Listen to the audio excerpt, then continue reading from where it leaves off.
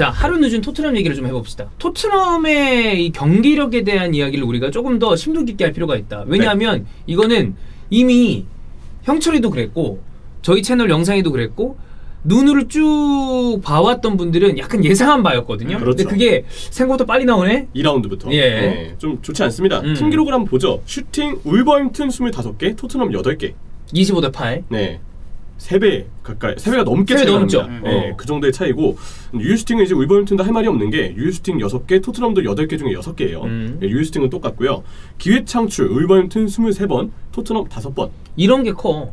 찬스 메이킹이 토트넘은 기회를 못 만들었다는 거 아니야. 게다가 점유율도 울브스 58%, 토트넘 42%입니다.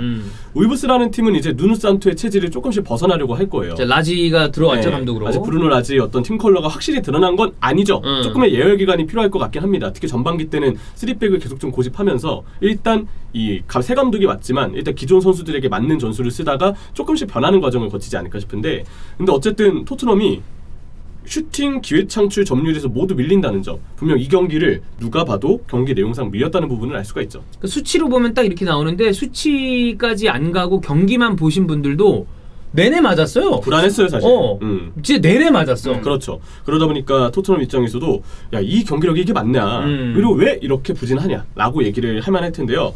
울브스전을 돌아보면 문제점이 드러났던 부분들이 딱 있습니다. 첫 번째, 1번 선수들의 간격이 굉장히 벌어져 있었어요. 간격이 벌어져 있다. 자, 선수비 후 역습에만 집중할 수 없죠. 왜냐면 맨시티전처럼 노골적으로 수비하다가 속도 살려서 쭉 나가는 공격은 어차피 노골적으로 수비를 하면 되니까 거기서 선수들이 모여서 간격을 좁힐 수가 있어요. 근데 울버햄튼 상대로도 똑같은 전술을 쓸 건 아니기 때문에 올라오는 걸 신경 써야죠. 그러니까 상대가 맨체스터 시티면 그 정도 전술 쓰는 거 아마 어떤 팬들도 불만 없을 거예요. 맨시티니까. 근데 울버햄튼은 순위로 봤을 때 토트넘이 무조건 잡고 주도를 그렇죠. 하면서 경기를 리드를 해야 되는 상황인데 이러니까 이제 문제가 생기는 건데. 그래서 잡아야 되는 팀에 상대해야 되다 보니까 올라오죠. 예. 올라오는데 문제는 올라오는 만큼 위에 선수들은 올라오는데 아래 선수들은 그대로입니다. 그러니까 벌어지죠.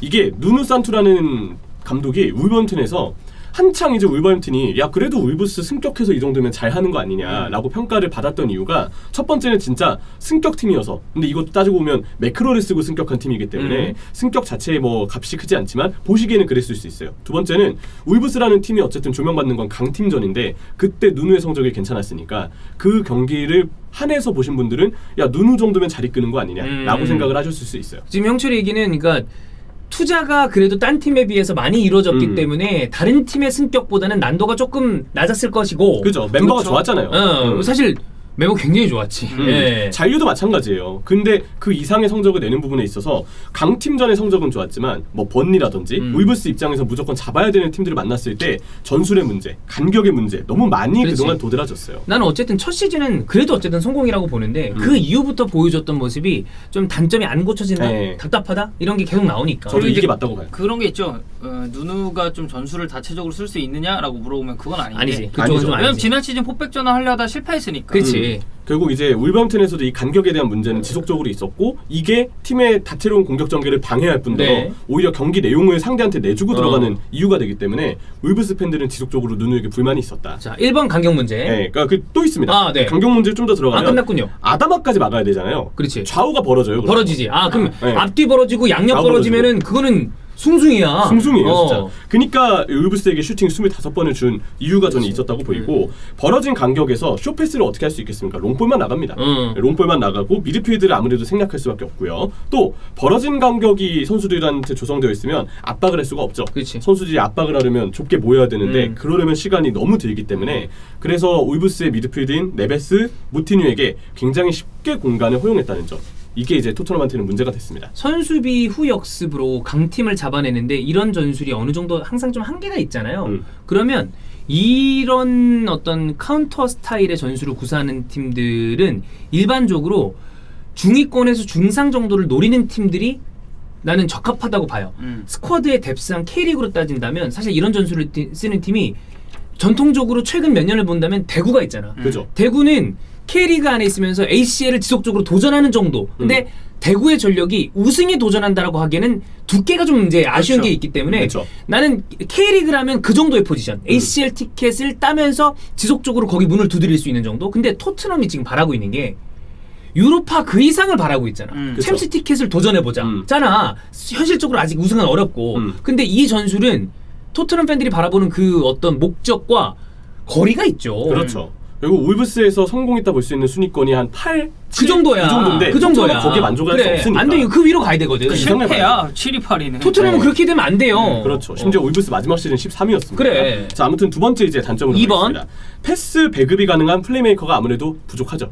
그러면 뭐 이전으로 따진다면 어쨌든 토트넘에 있었던 선수라고 생각하자. 그러면 뭐 에릭센이라거나 아니면 삼선에서 볼을 좀 탈압박해서 운반해주는 건 무사덴벨레도 야, 있죠. 무뎀. 예. 무뎀. 예, 근데 이제 되게 오랜만에 듣는다. 네, 근데 무뎀 진짜 나간 지가 괜찮은 꽤 선수야. 됐어, 그렇지, 그리고. 오래됐어 이제는. 손흥민 피셔 훈련장에서 제일 잘하는 선수 아니에요? 덴벨레는 약간 지금 등장했으면 전술상 훨씬 더 엄청난 평가를 받지 않았을까. 맞아. 지금 더 좋은 평가를 받았을 것 전 같아요. 약간 그런 생각이 예. 들어요. 근데 이 토트넘의 경우는 이 선발로 나왔던 스킵, 알리, 호이베르의 어떤 중원 조합으로 봤을 때 호이베르는 이 중에서 그나마 나은 모습이었습니다. 그렇죠. 잘하고 있죠. 문제는 스킵은 아무래도 나이가 어리기 때문에 탈압박이나 운반, 배급에 있어서 경기 때마다 편차가 분명 앞으로도 있을 겁니다.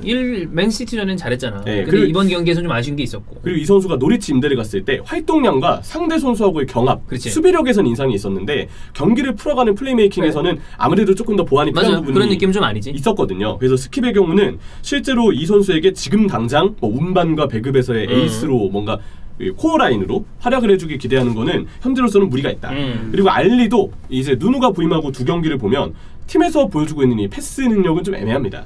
지금 알리가 그래도 좀 괜찮아지고 있는 모습은 이전에 번뜩였던 모습보다는 그 밀턴 케인스 선수, MK 돈스에서는 사실 이 선수가 되게 활동량 넓게 막 중앙 지역도 많은 활동량으로 커버하고 이런 느낌이었는데 그런 쪽으로 더 쓰려고 맞아요. 하는 것 같아요. 열심히 하는 건 좋지만 문제는 팀의 패스 배급까지 맡기긴 믿고 맡기기에는 좀 지금까지는 애매한 부분이 있는 네. 거죠.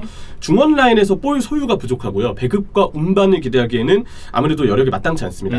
결국 토트넘 팬분들도 경기 끝나고 얘기 나온 것들을 보면 은돈벨레라는 얘기를 안 할 수가 그래, 없어요. 은돈벨레나 로셀소가 그런 역할을 해줘야 하는데 뭐 로셀소는 아직까지는 또 폼이 피실이? 다 안 올라오는 네. 느낌도 있고 은돈벨레는 지금 나갈 가능성이 커 보여요. 네, 이적 가능성이 상당히 높게 본인도 이제 점쳐지죠. 좀 강하게 원하고 있는 것 같고. 은돈벨레가 번뜩이는 건 있지만 저는 결국 이 선수의 멘탈이 토트넘하고 안 맞는다고 그래. 생각해요. 활동량의 문제도 물론 맞아. 있고 멘탈적인 문제 그치. 자체가 이게 고쳐지지 않으면 아무리 번뜩이는 선수여도 애매하죠. 어쩔 수 없는 겁니다. 그래서 결국 이 문제가 길어지게 되면 중원이 삭제되는 축구를 토트넘이 계속 봐야 될 수도 있다. 이런 어떤 염려를 좀 하게 됐고, 자, 세 번째로 가겠습니다. 점유율 부족입니다. 점유 부족. 예, 그러니까 점유율이라는 게 이건 점유 부족으로 하겠습니다. 네. 기록이 중요한 게 아니니까 경기 점유를 해야 될 땐 점유를 하면서 상대한테 흐름도 좀 뺏어내고 경기 조율도 하고 그럼요. 또 그러면서 미드필드를 거쳐가는 패스를 다시 시도할 수 있어야 돼요. 그게 어떻게 보면 점유율도 수단이잖아. 필요에 의해서 놓고 그 다음에 다시 잡고가 필요한데 그때 투헤리 인터뷰를 이제 그 첼시로 온 다음에 얼마 안 됐을 때 점유율이라는 거 필요하면 충분히 잘 활용할 수 있다 높게. 근데 아스날 이번에 경기를 할 때 보면 굳이 필요 없다고 그러면 점유도 놔버리거든요. 그렇죠. 그러니까 이게 영리한 건데 근데 울버햄튼에서의 누누도 그렇고 지금의 어떤 누누도 그렇고 이거를 좀 못 가져오는 느낌이라고 맞아요. 그래야 되나? 놓긴 놓는데 잡을 수 있을 땐 잡아야 돼요. 네. 잡아야 될 땐 잡아야죠.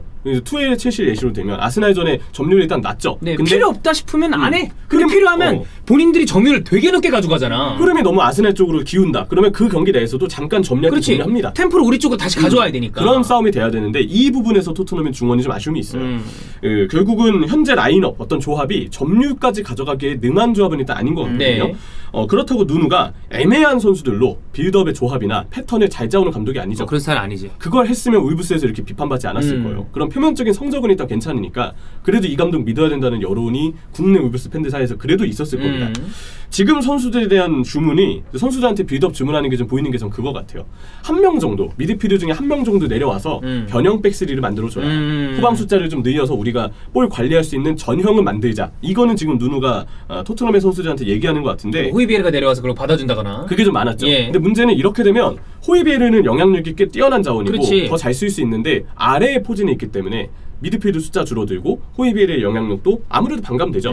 그래서 이 어떤 전술과 전형은 토트넘의 원활한 볼 배급을 그리기에는 아쉬운 어떤 전술이자 상황이라고 봐야 될 것 같습니다. 자, 1번 간격 문제 있었고 네. 2번 패스 백업 해줄 수 있는 어떤 플레이메이커. 플레이메이커의 네. 부재. 그다음에 3번은 점유까지 안 되고 있다. 그럼 결국에 우리가 생각하는 재미있는 축구의 어떤 그 포인트들이 다 날아가는 거란 말이야. 그렇죠. 어쨌든 2라운드까지 2승을 거뒀기 때문에 이거는 결과에 대해서는 할 말이 없는데 내용적인 부분에서는 걱정이 되죠. 그렇죠. 결국 이제 새 감독 버프라는 게 분명 토트넘도 있긴 할 거예요. 지금 선수들 잘 보여야 되고 알리가 열심히 뛰고 있는 것도 맞아요. 그 맥락에서 해석은 되는데 이 흔히 얘기하는 감독 교체 효과, 뭐 오픈발이라고도 볼 수 있는 그 효과가 약간 끝나갈 수 있는 시점에서 그치. 그때는 경기력의 결과로도 이어질 수 있는 어떤 문제가 발생할 수 있어서 지금 염려를 좀 해야 되는 부분은 있다고 봅니다. 자, 그럼 만약에 우리가 이 아까 아다마 트라우레 얘기를 했잖아요.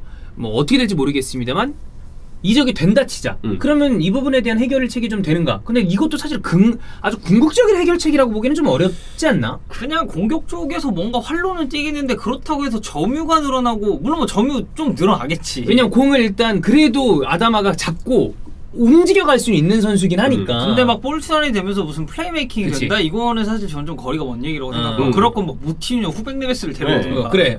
그거는 중원이 알아서 잘 해야 되는 예. 거죠. 근데 어쨌든 부분 효과는 좀 있을 것 같은데 아다마를 데려오면 볼 운반 루트가 하나 더 생기죠. 그치. 그리고 결정적으로 아다마가 그 오른쪽에서 일단 움직이면서 수비하고 상대 압박을 본인 쪽으로 끌어당길 거기 때문에 중앙 미드필드들에게 가해지는 압박이 지금보다는 덜 할 거예요. 조금 그럴 수 있죠. 네, 그런 거 생각해 보면 중원의 볼 배급 부담도 줄어들고 중원이 막히더라도 아다마가 어떻게든 운반을 해서 혀를 뚫어줄 거니까 노릴 수 있으면 일단 노려보는 게 맞는 것 같아요. 그리고 만약 아다마 영입이 되건 안 되건 떠나서 토트넘 자체적으로도 지금 미드필드의 조합을 한 번 정도 좀 바꾸면서 또 테스트를 해야 되지 않을까. 여기에 이제 키가 될 선수는 아무래도 로셀수일 것 같고요. 로세도 잘해줘야죠. 그리고 네. 그 키가 될 선수 중에 빠져야 될 선수 이제 해리 윙크스인데. 아, 그럼요. 네. 윙크스는 기대하면 안 돼요. 안 나오는 게 컨퍼런스에서 안 좋아요. 통했어요. 그래서 이런 거 생각해 보면 이적 시장이 아직 안 끝났거든요. 파라티치가 뭐 계속 여기저기 연락은 돌리고 있을 텐데 추가 매물이 영입되는 것이 지금은 필요하긴 하다. 그러면서 또 팀을 진단해보고 좀 미드필드 조합도 새로 테스트해보고 이런 과정들이 이제 초반에 필요하다고 봅니다. 토트넘 경기는